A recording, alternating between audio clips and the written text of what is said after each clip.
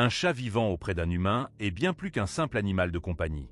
Il semble jouer un rôle clé dans une ancienne prophétie qui, dit-on, se déroule actuellement. Pendant des millénaires, les enseignements de Thoth, mystérieuse divinité égyptienne de la sagesse et de l'ordre cosmique, ont transmis des prédictions sur l'avènement d'une ère où certains animaux réapparaîtraient comme des ponts vivants, reliant différentes dimensions.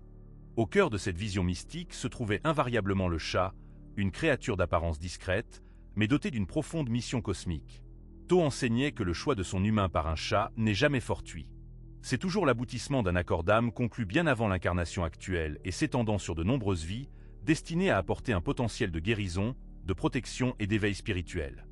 De nos jours, alors que les flux énergétiques de la planète subissent des transformations à une vitesse inédite, les anciennes prophéties de Thoth cessent d'être perçues comme de simples mythes, acquérant le caractère d'un avertissement pressant. La raison en est un phénomène étonnant observé partout. Les chats entrent de plus en plus dans la vie des gens précisément pendant les périodes de changements personnels et mondiaux les plus profonds. Il semble que ces créatures aient patiemment attendu ce moment charnière de l'histoire humaine. Et ceux qui ont ressenti ce lien intuitivement ne doutent plus de la véracité de cette affirmation. Bien avant que les grands empires ne s'élèvent et ne s'effondrent, et avant que l'humanité ne commence à consigner son histoire sous la forme que nous connaissons, il existait sur Terre des gardiens de savoir sacré. Leurs enseignements ne nous sont parvenus qu'en fragments épars. Parmi ces anciens sages, Thoth, vénéré comme le dieu égyptien de la sagesse, de l'écriture et des lois universelles, occupait une place particulière.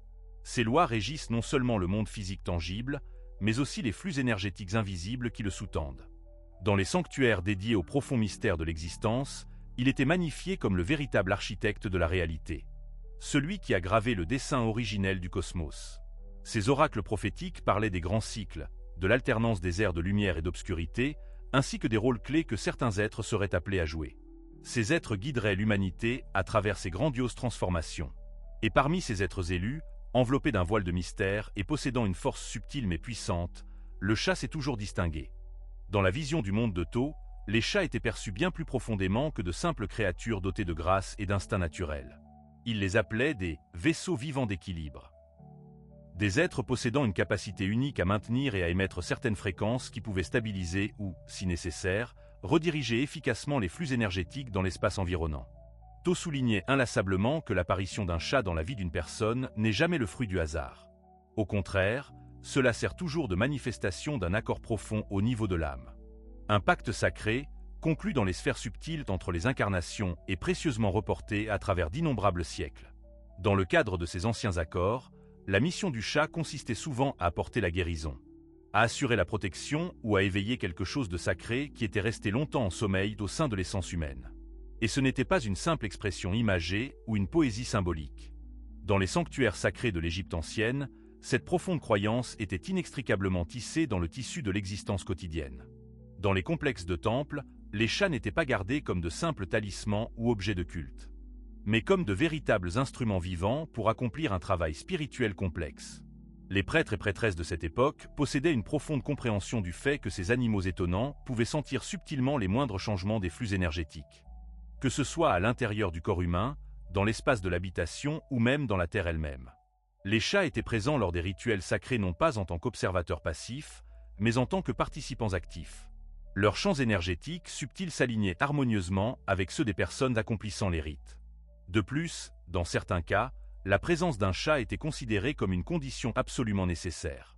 Avant que certaines invocations ne puissent être faites, car sans leur puissante influence stabilisatrice, les portes énergétiques auraient pu s'ouvrir de manière totalement imprévisible et potentiellement dangereuse. Ce profond respect pour les chats s'est reflété de manière éclatante dans le culte de Bastet, la déesse féline vénérée, associée à la protection, à la fertilité et gardienne du seuil entre le monde des vivants et l'au-delà. Cependant, il convient de noter que même l'image répandue de Bastet dans la culture populaire moderne ne fait qu'effleurer une vérité ésotérique beaucoup plus profonde, sous-jacente à ce culte. Bastet était, en substance, l'incarnation de la fonction cosmique fondamentale que les chats ont invariablement remplie à chaque époque historique. Du point de vue de Thoth, les chats incarnaient le point d'équilibre idéal. Entre les mondes tangibles visibles et subtils invisibles, servant de pont vivant et pulsant, reliant ces dimensions. Certes, une part significative des connaissances que Thoth exposait ou transmettait concernant ces êtres étonnants était considérée comme si sacrée et secrète qu'elle ne pouvait être ouvertement consignée. Certains de ces enseignements étaient précieusement conservés dans les profondeurs des archives des temples, gravés sur les murs sous forme de symboles accessibles uniquement aux initiés. tandis que d'autres étaient transmis exclusivement à voix basse, de maître à élève, jamais prononcés publiquement. Ainsi, on peut affirmer avec certitude que les anciens Égyptiens percevaient les chats comme des compagnons indispensables. Des guides pour ceux qui osaient s'engager sur la voie de la connaissance supérieure et du développement spirituel. Lorsque Tho mentionnait les « compagnons du seuil », il faisait sans aucun doute référence à ces animaux mystiques et non à des alliés humains. Tho, l'ancien dieu égyptien de la sagesse, parlait souvent d'êtres dont la nature intérieure leur permettait de résider simultanément à la frontière de deux réalités, sans subir les effets destructeurs d'une telle dualité. Les chats, selon lui, démontraient cette capacité unique avec une facilité étonnante, se déplaçant dans les habitations humaines avec la dignité imperturbable de créatures qui conservent en mémoire ce que les humains ont depuis longtemps oublié. C'est précisément pour cette raison que, pendant les périodes de grands bouleversements ou de changements significatifs, les chats étaient vénérés comme des protecteurs non seulement du corps physique, mais aussi de l'âme elle-même. Leur apparition dans la vie de quelqu'un pouvait servir de présage au début d'une profonde initiation spirituelle, que la personne en soit consciente ou non à ce moment précis. Et bien que pour un observateur non initié, cela puisse sembler une simple coïncidence lorsqu'un chat errant commence à s'attarder régulièrement devant la porte de quelqu'un, ou lorsqu'une personne ressent inexplicablement un désir irrésistible de l'adopter. Les enseignements de Tho suggèrent que de telles rencontres étaient prédestinées bien avant le début de l'incarnation actuelle. Ces événements servent de puissants rappels que le lien entre l'humain et son chat s'étend bien au-delà de la mémoire ordinaire. Il plonge ses racines dans cet espace sacré où les accords d'âme sont conclus et où les événements futurs sont façonnés. C'est là, dans cette dimension oubliée entre les mondes, que l'on peut découvrir les origines de la prophétie de Tho sur les chats. Et si l'on en croit ses anciennes mises en garde, l'humanité vit précisément à l'époque dont il parlait, lorsque ces liens profonds se réveilleront à nouveau. En une telle période, la présence d'un chat signifiera bien plus qu'un simple hasard. Elle deviendra un signe indubitable. Dans le monde antique, Tho mentionnait souvent ceux qui avaient un pied dans ce monde et un autre dans l'au-delà. C'est ainsi qu'il décrivait des êtres capables de se déplacer sans entrave dans les mondes physiques et invisibles, tout en maintenant un équilibre parfait. Les chats lui servaient d'exemple principal et le plus frappant de ce phénomène. Pour un observateur ordinaire, un chat peut sembler distant, joueur ou même enclin à la paresse. Cependant, les écrits de Tho révélaient une image bien plus étonnante et complexe. Ces animaux, affirmait-il, existent dans un état constant de conscience subtile, accordé aux couches de réalité que la plupart des humains ne peuvent ni percevoir ni supporter longtemps. Leurs sens ne sont pas seulement aiguisés au sens physique. Ils sont accordés au flux d'énergie imperceptible, au moindre changement de vibration et à la présence d'entités qui traversent invisiblement les espaces où nous vivons. Cette profonde croyance ne se limitait pas à de poussiéreux parchemins ou à des gravures de temples. Les anciens Égyptiens vivaient cette compréhension chaque jour. Ils observaient attentivement comment les chats fixaient un espace apparemment vide. Leurs yeux suivaient des mouvements totalement invisibles à l'œil humain. Ils remarquaient comment les chats s'attardaient près de certaines portes ou prenaient une position stratégique au pied du lit, comme s'ils gardaient le seuil du sommeil. Pour les prêtres, ce comportement n'était pas de simples caprices d'animaux. C'était une preuve convaincante de leur devoir sacré. Les chats étaient vénérés comme des gardiens des espaces liminaux, des gardiens des portes entre le connu et l'inconnu. Même dans le monde moderne, les gens continuent de raconter comment leur chat se comporte d'une manière qui défie toute explication rationnelle simple. On peut observer un chat lever soudainement la tête, agiter les oreilles. Son regard est fixé sur un coin de la pièce où, apparemment, rien ne se passe. Peut-être suit-il quelque chose le long du mur avec une précision parfaite, mais pour l'œil humain, il n'y a qu'un espace vide. Les sceptiques ont tendance à rejeter de telles observations, les expliquant par la chasse aux poussières ou la réaction à des sons lointains. Cependant, ceux qui connaissent les enseignements plus profonds connaissent la vérité. Selon Tho, ces moments sont ceux où le voile entre les mondes s'amincit et la conscience du chat pénètre le royaume de l'esprit. Bastet, la déesse féline, était l'incarnation divine de ce rôle important. En tant que protectrice du foyer, on disait qu'elle repoussait les forces malveillantes, tant physiques que non physiques. Dans les temples qui lui étaient dédiés, les chats étaient souvent gardés non seulement comme symbole de dévotion, mais aussi comme participants actifs à la protection spirituelle. Dans ces espaces sacrés, on considérait que la présence d'un chat pouvait empêcher l'intrusion d'entités indésirables pendant les rituels. Leur énergie même agissait comme un puissant filtre, permettant de ne laisser passer que les influences qui correspondaient au bien supérieur. La vie moderne, malheureusement, nous a privés de la majeure partie de cette profonde compréhension, mais les instincts restent inchangés, tant chez les chats que chez ceux qu'ils choisissent comme compagnons. Combien de fois entend-on quelqu'un dire que son chat le protège ? Il n'est pas rare d'entendre des histoires de chats qui se placent entre leur humain et la porte en période d'anxiété, ou qui se blottissent contre lui lorsqu'il ne se sent pas bien, comme s'ils formaient une barrière invisible de calme. To, sans aucun doute, affirmerait que ce n'est pas un hasard. C'est une manifestation éclatante du rôle ancien, inscrit dans l'essence même de leur être. Ainsi, le chat n'est pas seulement un compagnon, mais un véritable gardien. Il veille non seulement à la sécurité physique de l'humain, mais aussi à l'intégrité de son champ énergétique. La nuit, lorsque l'humain dort et que sa conscience vagabonde dans d'autres sphères. Le chat reste à moitié ancré dans le monde éveillé, à moitié accordé à l'invisible, toujours prêt à intercepter tout ce qui pourrait perturber son voyage. Et quand ils se lèvent soudainement de leur sommeil pour chasser ce qui semble être rien, peut-être ne chassent-ils pas du tout, mais affrontent-ils quelque chose qui n'a pas échappé à leur garde vigilante. To avertissait que ce rôle deviendrait de plus en plus important à mesure que l'humanité s'enfoncerait dans le cycle de transformation actuel. À mesure que la conscience collective de l'humanité continue de s'étendre, une activité croissante s'éveille dans les espaces subtils entre les mondes. En de telles périodes, la tutelle du chat cesse d'être une simple superstition fantaisiste. Elle se transforme en une nécessité silencieuse mais impérieuse. Et si l'une de ces créatures énigmatiques a choisi un humain comme compagnon, c'est peut-être parce qu'elle a anticipé le besoin de cette protection bien avant que l'humain ne le réalise lui-même. Quand on parlait de vaisseaux vivants d'équilibre, il ne faisait pas seulement référence aux mondes invisibles dans lesquels les chats opèrent. Il comprenait aussi profondément que leur influence pénétrait le tissu même du corps humain. Parmi ses enseignements les plus ésotériques figurait l'idée que le son et la vibration sont les instruments primordiaux de la création, des forces capables de façonner la matière, de guérir les blessures et d'aligner les champs énergétiques. Il décrivait l'univers lui-même comme une vaste structure harmonique, et dans cette symphonie cosmique, certains êtres portent des fréquences accordées à la restauration. Les chats, selon lui, étaient parmi les guérisseurs les plus doués. La science moderne, suivant son propre chemin, a découvert ce que les anciens sages savaient déjà. Les chercheurs ont méticuleusement mesuré la fréquence du ronronnement félin, qui se situe entre 25 et 150 Hz. Une gamme qui, il a été prouvé, stimule la guérison des os, des muscles et des tissus mous. Ces vibrations uniques incitent le corps à produire des réponses anti-inflammatoires naturelles. Elles accélèrent considérablement la récupération après des blessures et sont même capables de réduire les sensations de douleur. Cependant, pour To, ce n'était qu'une explication superficielle. Il enseignait que le ronronnement était bien plus qu'une simple fonction biologique. C'était un acte d'harmonisation énergétique, une sorte de diapason pour l'esprit humain. Dans sa cosmologie, la maladie ne commençait pas dans le corps physique, mais dans le champ énergétique qui l'entoure. Les blessures émotionnelles, le chagrin non résolu, la peur ou même une exposition prolongée à un environnement chaotique. Tout cela pouvait créer des blocages dans ce champ subtil qui finissaient par se manifester sous forme de symptômes physiques. Les chats, grâce à la résonance de leur ronronnement et au champ énergétique subtil qu'ils génèrent, possédaient la capacité de détecter et de dissoudre ces blocages. C'est pourquoi un chat s'assied souvent sur une partie spécifique du corps humain, sans y être invité ou se blottit contre lui lorsqu'il ne se sent pas bien. Ce n'est pas une affection aléatoire. C'est un travail ciblé et conscient. Les personnes vivant avec des chats décrivent souvent se sentir plus calmes, plus concentrées et plus résilientes après avoir interagi avec eux. Le son lent et rythmique de leur ronronnement semble apaiser l'esprit, régulant la respiration et la fréquence cardiaque presque inconsciemment. Les anciens guérisseurs comprenaient cela comme un réalignement du champ électromagnétique du cœur avec un rythme plus profond de la vie elle-même.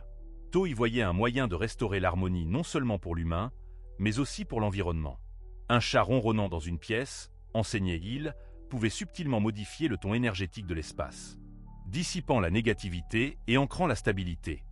Certains initiés des écoles de mystères égyptiennes allaient jusqu'à affirmer que les chats pouvaient prendre sur eux des fragments du fardeau énergétique d'une personne.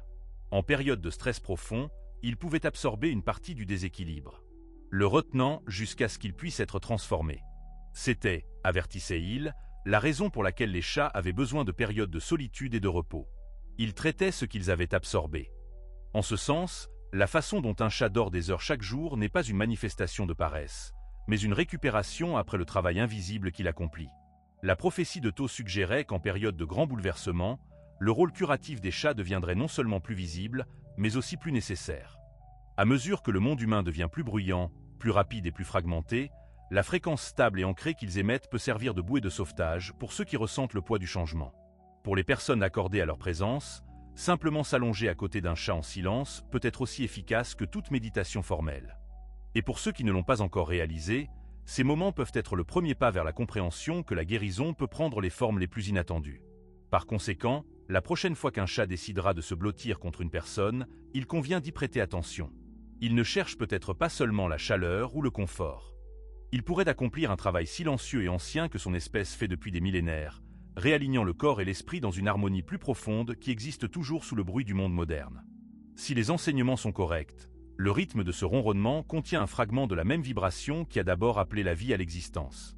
To décrivait souvent l'apparition d'un chat dans la vie d'une personne comme une marque, un indicateur, témoignant que quelque chose dans le monde invisible avait changé. Selon ses enseignements, les chats ne sont pas attirés simplement par les maisons ou les gens qu'ils aiment, mais par les champs énergétiques en cours de transformation. Lorsqu'une personne commence à franchir le seuil d'un nouveau chapitre de son évolution spirituelle, qu'elle en soit consciente ou non, un chat peut apparaître, comme appelé par un fil invisible. Le moment de cette apparition peut être frappant. Les gens racontent souvent comment un chat errant est apparu à leur porte la semaine même où ils traversaient la perte d'un être cher, ou comment un chaton est apparu dans leur jardin au moment de prendre une décision de vie importante. Pour le non-initié, cela semble une simple coïncidence.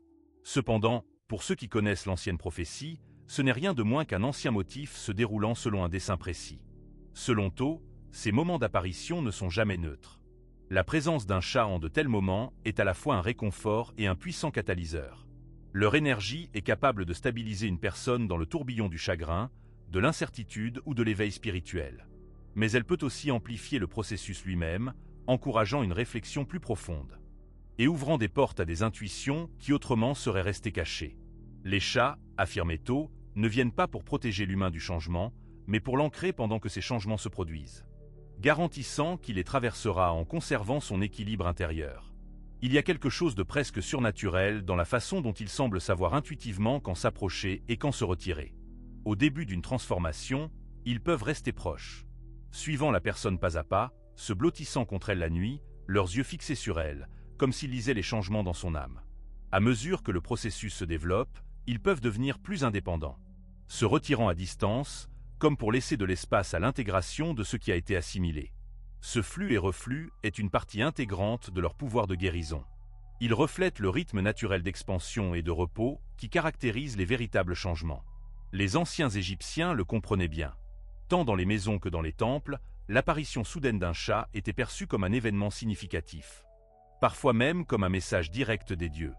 Les prêtres, formés dans les écoles de mystère, observaient attentivement l'animal, notant son comportement, les lieux qu'il choisissait pour habiter, les personnes vers lesquelles il était attiré. Ces signaux subtils étaient lus comme un scénario, offrant des conseils sur la transformation en cours et la manière de la traverser. Même aujourd'hui, des histoires circulent sur des personnes dont la vie a pris un tournant inattendu après avoir établi un lien profond avec un chat. Certains parlent de la renaissance de passions oubliées depuis longtemps. D'autres, de la découverte de dons intuitifs dont ils n'avaient jamais cru l'existence. Certains affirment même que leur chat semblait les guider, parfois littéralement, vers un lieu, un livre ou une personne qui a complètement changé leur vie. Que l'on croit ou non à ces récits, ils font écho à la description que To faisait des chats comme des messagers, glissant entre les mondes pour livrer ce qui est nécessaire au bon moment. Et, peut-être la partie la plus frappante de la prophétie est que ces messagers nous choisissent. On ne peut pas forcer un chat à rester s'il ne le veut pas. Leur loyauté ne se donne pas facilement. Et lorsqu'elle est accordée, cela signifie une reconnaissance des plus profondes au niveau de l'âme. To enseignait que dans cette reconnaissance réside une compréhension tacite. L'humain est à un carrefour, et les chats sont venus pour marcher à ses côtés, jusqu'à ce qu'ils soient prêts à marcher seuls. Ainsi, la prophétie ne concerne pas seulement les chats. Elle nous concerne aussi, nous, les humains. C'est un puissant rappel que la transformation est rarement un voyage solitaire. L'aide vient souvent sous des formes que nous n'attendons absolument pas, apportant avec elle une sagesse que nous ne pouvons pas toujours nommer. Et parfois, cette sagesse est enveloppée de fourrure, observant silencieusement avec des yeux qui ont vu bien plus que cette seule vie. Les enseignements de To parlaient souvent d'accords conclus bien avant que l'âme n'incarne une forme physique. Ce n'étaient pas des notions romantiques vagues de destin, mais des arrangements précis. Des décisions mutuelles prises dans les espaces intemporels entre les incarnations. De ce point de vue, les relations que nous formons dans la vie, qu'elles soient éphémères ou durables, ne sont pas accidentelles. Elles sont le déploiement de pactes conclus au-delà de la portée de la mémoire ordinaire. Et, selon To, ces pactes ne sont pas exclusifs aux humains. Les animaux font également partie du réseau complexe d'accords d'âme.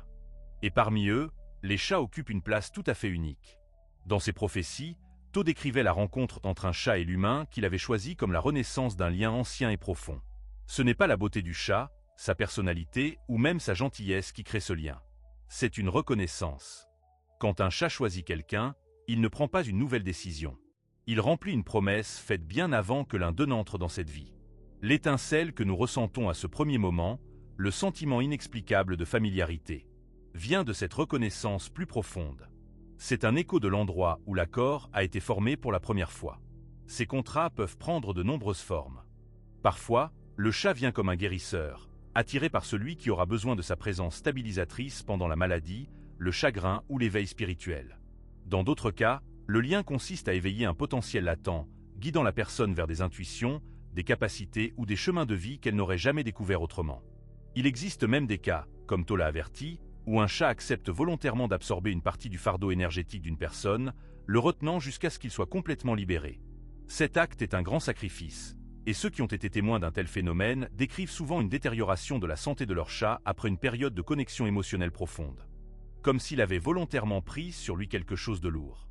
L'élément karmique de ces liens ajoute un autre niveau de complexité. Dans les cycles de réincarnation, les âmes se rencontrent encore et encore. Parfois échangeant les rôles, parfois poursuivant un travail commencé dans un passé lointain.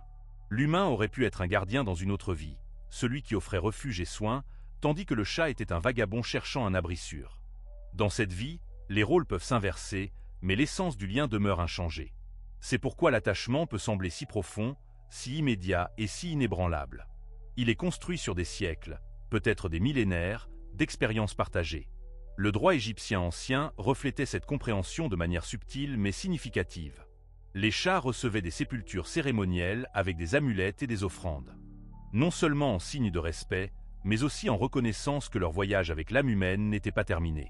En les honorant dans la mort, les Égyptiens scellaient en quelque sorte le contrat pour les vies futures. Les histoires modernes font écho à ces anciennes vérités.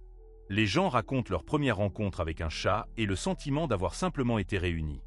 Ils décrivent une profondeur de confiance et de compréhension qui contredit la brièveté de leur connaissance. Certains racontent même des rêves ou des visions dans lesquels leur chat apparaissait avant qu'ils ne se rencontrent dans la vie réelle, comme s'il annonçait son arrivée prochaine. Selon To, ces moments ne sont pas des anomalies. Ils sont la confirmation que le contrat se déroule exactement comme prévu. Vivre avec la conscience d'un lien aussi profond change la façon dont une personne perçoit les relations en général. Elle commence à comprendre que chaque ronronnement, chaque regard attentif, chaque comportement inexplicable est une partie d'un langage construit au fil de nombreuses vies. La personne réalise qu'elle ne partage pas simplement sa maison avec un animal. Elle continue une histoire écrite bien avant le début de ce chapitre. Et si la prophétie est juste, ces liens deviennent de plus en plus fréquents à notre époque actuelle, car de plus en plus de personnes s'éveillent. Dans les écrits de To, une urgence particulière se manifeste lorsqu'il aborde certaines prophéties, et ses paroles sur les chats appartiennent précisément à cette catégorie. Il avertissait qu'un temps viendrait où le rôle de ces êtres en tant que guérisseurs, gardiens et messagers ne ferait pas que s'accroître, mais deviendrait vital pour la survie de la conscience humaine. Cette époque, disait-il, serait marquée par des changements rapides, une incertitude généralisée et un amincissement des frontières entre les mondes visibles et invisibles. Ce serait une ère où de plus en plus d'individus se trouveraient au seuil de l'éveil. Dans cet état liminal, la présence du chat serait souvent la force stabilisatrice dont ils ignoraient avoir besoin. Il est frappant de constater à quel point cela résonne avec ce qui se passe aujourd'hui. Partout dans le monde, d'innombrables récits émergent de chats apparaissant dans la vie des gens avec une ponctualité étonnante. Sur des seuils, s'aventurant sur des lieux de travail, ou croisant le regard d'étrangers dans la rue et refusant de partir. Ce ne sont pas des incidents isolés, mais une tendance qui semble refléter les anciennes traditions. Souvent, la personne concernée traverse des changements majeurs. Déménagement, fin d'une relation, guérison d'une maladie, ou premier pas sur un chemin spirituel. L'arrivée d'un chat est rarement discrète, souvent accompagnée d'un sentiment d'inéluctabilité, comme si, quoi que l'on choisisse, cette rencontre était prédestinée. To expliquait que, durant les grandes transitions de l'humanité, les champs énergétiques autour des individus deviennent plus fluctuants. Ils sont plus ouverts, plus perméables et par conséquent, plus réceptifs à la fois aux guidances et aux interférences. Dans cet état de vulnérabilité, on peut inviter inconsciemment des influences qui ne nous servent pas ou attirer des êtres alignés avec notre bien supérieur. Les chats, selon la prophétie, sont parmi les plus habiles à protéger et guider dans ces conditions, utilisant leur capacité à naviguer entre les mondes pour maintenir leur humain ancré. Nous vivons également une époque où le rythme de vie et le déluge d'informations déracinent de nombreuses personnes. To avait anticipé que, dans un tel climat, la présence constante d'un chat pourrait servir de puissant contrepoids au chaos. Ce n'est pas un hasard si tant de gens décrivent leur foyer comme plus serein, plus ordonné, simplement parce qu'un chat y réside. Il ne s'agit pas seulement d'un confort émotionnel, mais d'une architecture énergétique, un tissage invisible de stabilité pratiqué depuis des millénaires. La prophétie faisait aussi allusion à quelque chose de plus profond. Tho affirmait que, durant cette ère, les liens entre chats et humains s'approfondiraient, accélérant l'évolution spirituelle de l'humanité. De plus en plus de gens remarqueraient leurs chats fixant des espaces apparemment vides, réagissant à des présences invisibles, ou les suivant lors de méditations et de moments de silence, comme s'ils participaient eux aussi à un rituel sacré. Ceux qui prêtaient attention à ces signes commençaient à comprendre que ces animaux n'étaient pas de simples observateurs, mais des co-navigateurs dans le voyage vers une conscience supérieure. Le plus intrigant, peut-être, est que Tho supposait qu'à mesure que l'humanité approcherait d'un éveil collectif, de plus en plus de personnes ressentiraient ce qu'il appelait l'appel. Une attraction soudaine, presque magnétique, envers un chat spécifique, même s'il appartient à un étranger ou n'est aperçu que brièvement. Ce moment de reconnaissance n'est pas fortuit. C'est un signal qu'un accord longtemps dormant s'active, souvent au moment où l'on s'apprête à entrer dans une période de profonde transformation. Si sa prophétie se déroule maintenant, la visibilité croissante de ces liens n'est pas une simple fantaisie de la vie moderne. C'est un indicateur de notre direction. La question est de savoir si nous le remarquerons et traiterons ces rencontres avec le respect qu'elles méritent. Car dans le regard silencieux d'un chat, la chaleur de son ronronnement ou la quiétude de sa veille, il pourrait y avoir plus qu'une simple affection, un message et une mission, portés depuis l'aube des temps jusqu'à cet instant précis. La vérité sur la prophétie de Tho est qu'elle n'a jamais été destinée à rester cachée éternellement. En son temps, ses connaissances étaient jalousement gardées, transmises uniquement à ceux prêts à emporter le fardeau. Mais il avait aussi prévu une ère où les voiles entre les mondes s'aminciraient, et la soif de vérité de l'humanité dépasserait le contrôle de tout gardien. À cette époque, la nôtre, ces connaissances cesseraient d'être un privilège pour quelques-uns. Elles deviendraient une nécessité pour beaucoup. Le rôle des chats, tel que décrit dans ses écrits, n'était qu'un fil dans une tapisserie bien plus vaste de l'éveil spirituel, qui commence à se manifester aux yeux de tous. Quand on commence à voir les chats non plus comme de simples compagnons, mais comme d'anciens alliés remplissant une fonction cosmique, notre perception d'eux change radicalement. On remarque comment ils se déplacent dans la maison non par hasard, mais avec intention. On ressent le poids de leur regard, percevant une conscience qui dépasse tout ce qu'on nous a appris à attendre d'un animal. On se souvient des moments où leur présence a modifié l'énergie d'une pièce, où ils semblaient pressentir un danger avant son apparition, ou nous réconforter d'une manière qu'aucun mot humain n'aurait pu égaler. Chacun de ces moments devient partie d'une tendance croissante, une confirmation silencieuse que la sagesse des anciens n'était jamais superstition, mais une observation habile d'une vérité trop subtile pour la plupart. S'éveiller à cette vérité signifie aussi prendre conscience de la facilité avec laquelle le monde moderne nous a appris à ignorer de telles choses. On nous pousse à voir les animaux comme des êtres inférieurs, et notre lien avec eux comme sentimental plutôt que sacré. Ce conditionnement est profondément enraciné. Mais quand on s'autorise à regarder au-delà, on découvre des échos de la même vénération pour les chats dans des cultures du monde entier. Des temples de Bastet en Égypte au folklore japonais, où le chat porte-bonheur est censé apporter protection et chance. Ces fils se rejoignent à travers le temps et la géographie, pointant vers la même compréhension profonde. Les chats agissent dans l'espace entre les mondes, et leur présence dans nos vies n'est pas fortuite. Les enseignements de Tho insistent sur le fait que l'éveil n'est pas seulement la vision de la vérité, mais aussi l'action en accord avec elle. Dès qu'on comprend que son chat, ou un chat récemment apparu dans sa vie, a un but précis, on commence à interagir différemment. On accorde plus d'attention à leur silence, à leur manière, plus de respect au moment où ils semblent se retirer. On commence à réaliser que la relation n'est pas une possession, mais un partenariat.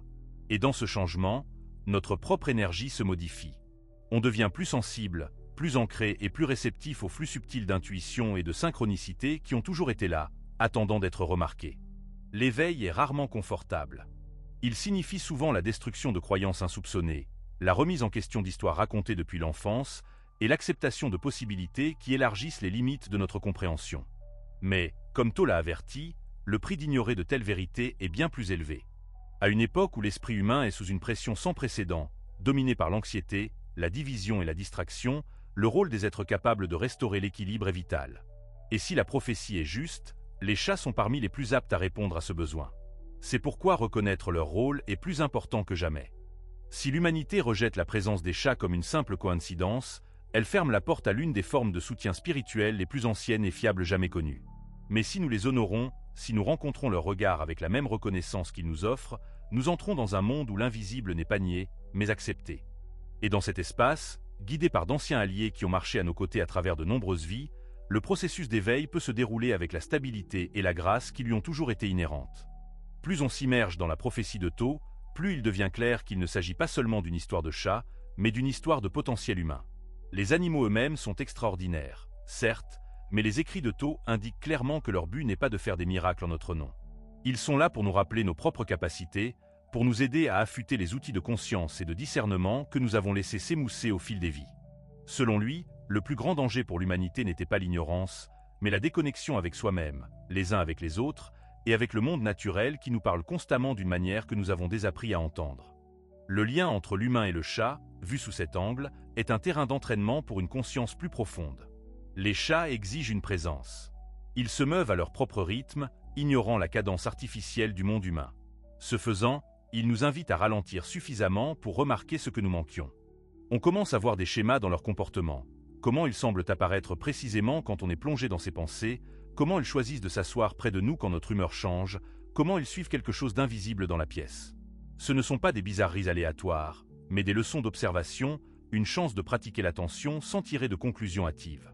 C'est ici qu'intervient la pensée critique. La prophétie de Thoth n'appelle pas à une foi aveugle, elle met même en garde contre elle. Les anciens comprenaient que la vraie sagesse vient de l'exploration, de la vérification de ce que l'on observe par sa propre expérience. Si un chat réagit à quelque chose d'invisible, il n'est pas nécessaire de supposer que c'est surnaturel, mais il ne faut pas non plus le rejeter d'emblée. Au lieu de cela, on laisse place à la possibilité et on cherche des schémas au fil du temps. Cette volonté d'explorer sans jugement hâtif est la même compétence nécessaire pour naviguer dans les complexités du monde moderne, où la désinformation, la distraction et la manipulation sont des menaces constantes à la clarté. Le lien et la pensée critique ne sont pas opposés, ils se renforcent mutuellement. Plus on se connecte aux êtres vivants autour de soi, plus on dispose de données à traiter, et plus on analyse ces données habilement, plus le lien s'approfondit. Les chats sont maîtres de cet équilibre. Ils sont profondément en phase avec leur environnement, agissant avec précision et conservant leur énergie pour les moments importants. En leur présence, un miroir nous est tendu pour notre propre potentiel. Être plus perspicace sans fermer notre cœur, être plus connecté sans perdre notre indépendance. Les écrits de Thoth font également allusion à une forme de connexion plus vaste, au-delà de l'attachement personnel à un seul chat. À mesure que de plus en plus de personnes reconnaissent les schémas dans ces rencontres, une conscience collective se forme. Nous commençons à nous voir comme faisant partie d'un réseau de relations plus large, incluant non seulement les humains et les animaux, mais aussi les énergies subtiles qui circulent entre tous les êtres vivants. Ce n'est pas une spiritualité abstraite, mais une réalité vivante et respirante qui peut changer notre façon d'agir dans le monde. Quand on comprend que chaque action, pensée et émotion contribue au champ partagé avec les autres, on devient naturellement plus intentionnel dans sa vie. En fin de compte, ce chapitre de la prophétie concerne le retour des compétences que nous aurions toujours dû posséder. La présence d'un chat peut être une porte vers ce retour, un rappel de la nécessité d'être attentif, de penser profondément et de rester ouvert aux possibilités qui se trouvent au-delà de la surface. Pour Thoth, ce n'était pas un luxe, mais une compétence de survie pour l'ère à venir. Dans un monde qui mettra à l'épreuve notre discernement et notre capacité de connexion comme jamais auparavant, ceux qui sauront équilibrer les deux non seulement survivront, mais aideront à ouvrir la voie. Si la prophétie de Thoth sur les chats nous enseigne quelque chose, c'est que le succès en cette ère ne se mesurera pas comme on nous l'a appris. Les anciennes définitions, statut, accumulation, contrôle, sont les vestiges d'un paradigme qui s'effondre sous son propre poids. Une nouvelle compréhension émerge, valorisant l'alignement au-dessus de l'ambition, la connexion au-dessus de la conquête et le but au-dessus de la possession. Au cœur de ce changement réside une vérité si simple qu'elle en est presque subversive. Les véritables sommets de l'accomplissement humain ne résident pas dans les constructions matérielles ou les conquêtes extérieures, mais dans les profondes transformations intérieures que l'on permet à son âme et à sa conscience de vivre. Si l'on regarde le lien avec un chat à travers le prisme de cette compréhension, son sens acquiert une profondeur et une signification considérablement plus grandes. Dans un monde moderne obsédé par la productivité et l'activité incessante, le chat démontre par son exemple la véritable puissance de la quiétude. Dans une culture qui glorifie sans relâche l'effort constant et le mouvement perpétuel, ces animaux révèlent la valeur authentique de la patience et l'art d'agir au bon moment. Dans une société où la mesure de la valeur est souvent l'apparence extérieure et la reconnaissance publique, il rappelle que certains des travaux les plus significatifs et fondamentaux s'accomplissent discrètement, dans le silence et sans tapage. Les leçons que les chats incarnent sont intrinsèquement liées au propre chemin de l'individu vers le vrai succès. Elles en constituent, en substance, le plan ou le guide caché. Thoth, anticipant les ères de grands changements, avertissait que ceux qui s'accrocheraient à des critères de succès obsolètes ressentiraient une instabilité croissante, poursuivant des objectifs ayant perdu leur sens originel. Il exhortait ses disciples à se concentrer plutôt sur la recherche de signes de croissance intérieure, une plus grande clarté de pensée, la formation d'un centre émotionnel plus stable et le développement d'un profond sens du but qui guiderait leurs actions. C'étaient là, disait-il, les véritables indicateurs de progrès et de développement. Et ces véritables indicateurs de progrès se manifestent souvent discrètement, sans fanfare, tout comme un chat entre dans la vie d'une personne sans avertissement, mais la transforme de l'intérieur, en changeant subtilement son essence. Repenser le véritable but de l'existence implique aussi de réaliser que l'on n'est pas dans ce monde uniquement pour soi-même. Chaque être rencontré sur notre chemin, qu'il soit humain ou animal, devient une partie intégrante de notre histoire. Et nous, à notre tour, devenons partie de la leur. Les accords d'âme décrits par Tao entre humains et chats ne sont qu'un exemple parmi tant d'autres de ce réseau complexe et interconnecté. En servant la croissance et le développement mutuel, nous servons quelque chose de bien plus grand, l'évolution lente mais imparable de la conscience elle-même. Dans ce contexte plus large, le lien avec un chat apparaît non pas comme une simple source de réconfort ou un objet de curiosité, mais comme un partenariat sacré, capable de se propager de manière telle que ses véritables dimensions pourraient ne jamais être pleinement comprises. Pourtant, vivre avec cette profonde conscience signifie assumer une responsabilité considérable. Dès que l'on comprend que notre propre énergie façonne activement le champ commun autour de nous, on ne peut plus prétendre que nos pensées et actions existent isolément. La manière dont on se manifeste dans les relations, l'attention portée au moment présent, le soin offert à tous les êtres de notre vie, tout cela devient une partie intégrante de notre héritage. C'est ce que signifie vivre avec un véritable but à l'ère de l'éveil. Se mouvoir dans le monde en réalisant que chaque choix fait n'est qu'un fil dans un motif bien plus grand et complexe, et choisir ses fils avec une intention et une conscience profonde. Pour certains, cette prise de conscience sera véritablement libératrice. Pour d'autres, elle pourrait être intimidante. Cependant, le message de Tao était on ne peut plus clair. Le changement est en cours, que nous y soyons prêts ou non. Ceux qui s'engageront consciemment dans ce processus, qui aligneront leur définition du succès avec les vérités plus profondes qui émergent, découvriront qu'ils ne se contentent pas de survivre à la turbulence, mais y prospèrent, acquérant de nouvelles capacités. Et ils le feront sous la sage guidance de leurs alliés, qu'ils soient humains ou d'une autre nature, dont la présence leur rappellera constamment qu'ils ne sont jamais vraiment seuls dans ce grand travail de transformation. Ainsi, en réfléchissant au rôle des chats dans sa vie, on devrait se demander ce qu'ils ont cherché à nous montrer sur notre propre chemin. Nous ont-ils incités à ralentir, à observer plus attentivement, à faire confiance à la ponctualité de chaque pas? Nous ont-ils ancrés pendant les changements, nous apprenant à trouver la stabilité non dans les circonstances extérieures, mais dans notre propre centre intérieur? Nous ont-ils rappelé, par leur manière silencieuse et persistante, que la véritable mesure de la vie ne réside pas dans la quantité de ce qui est accompli, mais dans la profondeur de l'expérience vécue? Ce sont des questions à porter à travers le temps, car elles contiennent le germe d'une nouvelle façon d'être, qui honore la sagesse du passé tout en créant un avenir digne des âmes qui marchent à nos côtés.